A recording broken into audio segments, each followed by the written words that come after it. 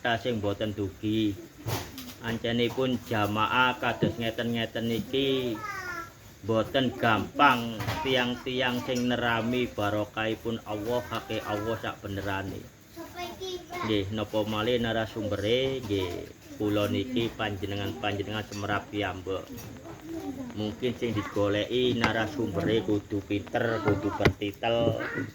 Lah nika nggih.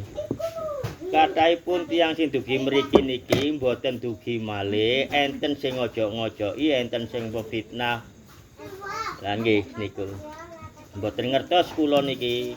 Sing jelas kula mboten gadah salah ten tiang-tiang nggih. Mungkin sami kados kula niki penyeramah, lek mriku penyeramah, lek kula mboten, lek kula mung sekedar nyampekaken hake Allah. Pun jelas ten mriki pun ngerti sing dilakoni. Nggih, dugi kiyambak, ningali kiyambak, nglakoni kiyambak. Ngoten niku sik saged terobsesi oleh nggih niku sing memfitnah-fitnah niku.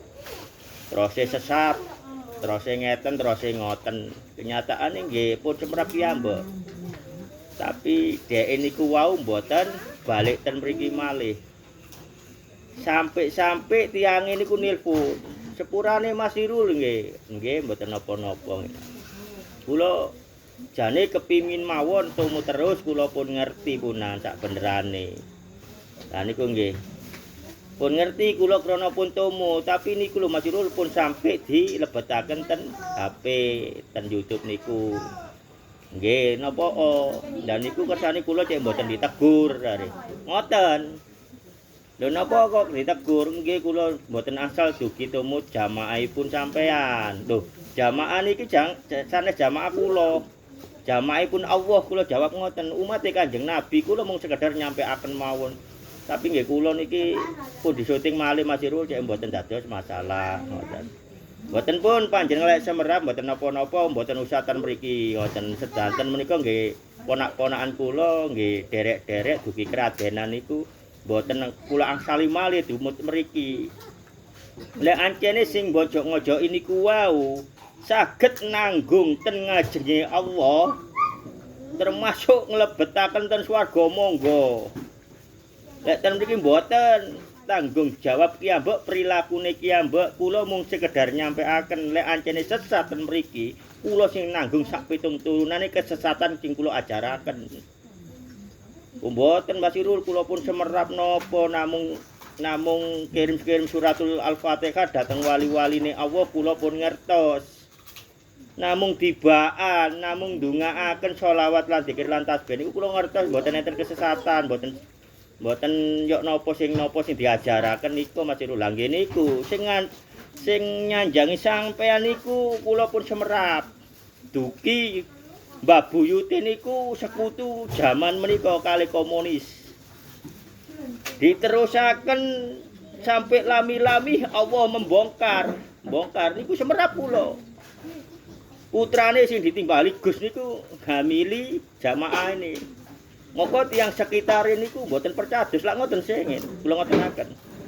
Mboten percados akhirnya masyarakat sekitar ngamuk mlajeng ditulungi ten buyut kula ngotenaken. Menawi ngoten.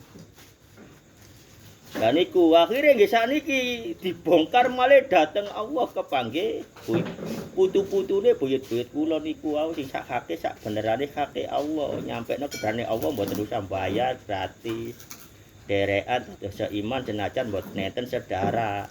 Bukti pun panjenengan niki nggih ten mriki ngerti pun lebih ngerti malih pun ngrasakaken ibadah ten mriki sak bendere nggih pathokane dhateng Kanjeng Nabi. Lah sing mau fitnah kula niku kathah ten mriku. Termasuk lari-lari sing di dalam agama lamdaur, lahir tanpa ayah, ditinggal melajeng teng sing jaler. Lah niku enten berpendidikan. Terus kan kula mboten pendidikan. Lah niku SH, sarjana hukum jurusan komplek. Ngilokaken kula niku sesat. Lho dek niki titele sarjana SH. Lho kok iso nyewa omah-omah ning Tretes. Ngingu Nggih niku sing diingu. Kula kadang dijromosaken kadang dilebetaken ten mriku. Lah niku menawi kadang di HP, menawi kadang di napa, nggih insyaallah wong kanca-kanca kula ten Embong niku nggih kanca-kanca dheke masih kula sobo ten mriku nggih mboten tau ngomplek sak benerane. Wong dadi ajaran nah niku nggih. Niki ceritanipun jamaah-jamaah sing ten mriki niku wau enten sing ngojok-ngojoki mboten ngasali ten mriki nggih alhamdulillah. Kersane keimanane dhek ditanggung sing mboten ngasali ten mriki.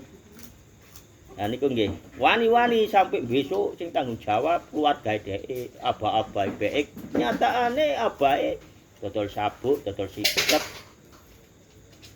Nggih nyesat-nyesataken murid. Wis aja ngono le. Kula kepireng ki ambek kok kula singen. Wong kula nggih enten mriku. Aja ngono le, aja ngene le. Engko gendeng kok edan. Iki tak gawe sabuk jaman nika 2 juta. Lek 2 juta cara akal panjenengan kepingin swargane Allah, sampeyan bacakan Quran, sampeyan salap ten masjid selagi Al-Qur'an niku ten masjid diwaca tiang-tiang sampeyan asal ganjaran. Sampeyan tambahi kejujuran kehidupan sampeyan sehari-hari. Sampeyan tambahi sedekahe, sampeyan tambahi salate panjenengan. Mangke panjenengan nyampe tiyambek mboten mempan enten sing ngojok-ngojoki niku. Setan-setan sing wujud menungso nggih niku, nggih surbanan kados kula. Nggih saged maca Al-Qur'an. Lah niku nggih atos-atos panjenengan pun enten mriki kurang lebihne nggih pun angsal berapa bulan saged ngrasakaken kesehatan ten keluarga panjenengan, saged ngrasakaken ibadah panjenengan. Kusuk dateng Allah termasuk Islam sekujur tubune panjenengan mriku mboten kiraaken semerap Islam sekujur tubuh mboten ngerti Al-Qur'an berjalan mboten ngerti alam terang tak berlentera mboten ngerti munggur ngrungokno nyuntuk ningali kula ceramah kados ngeten kalih klosot-klosot tapi mboten dipek apike dipek eleke dipek kedengkiane sampai kajengin jerumusaken kados ngoten niku. Narasumber iku mau nggih sing kula ucap-ucapaken iku wae lek ten mriku nggih pertitel kabeh pondok 10 tahun olehne napa pirang-pirang tahun ngaos kados ngeten mboten manfaat jamaah-jamaah nggih kados ngoten menika. Sampai ten mriku kathah jamaah kados buah kenyataan itu ngajenge Allah tertolak sebagai umat Kanjeng Nabi Muhammad sallallahu alaihi wasallam termasuk perilaku jahiliyah contonipun jamaah ten mriku lek enten putra-putrine kajenge nikah niku pun nikah ten KUA nggih pun resmi cara agama cara negara niku ditimbali malih diakad malih intine nggih niku wae.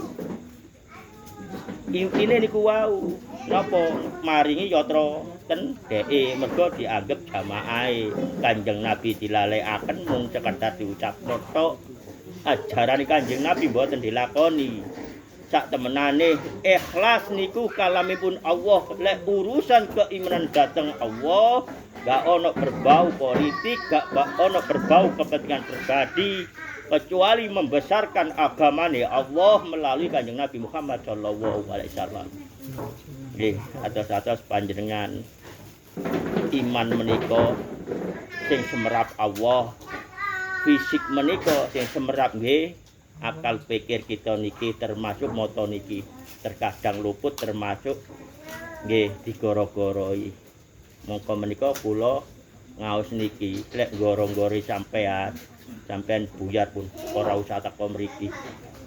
Nggih, lek ancene panjenengan rumangsa kula akali, rumangsa kula goroi, rumangsa sing kula ucap niki kuropat, goro, carpat niku panjenengan wis ora usah dugi mriki malih.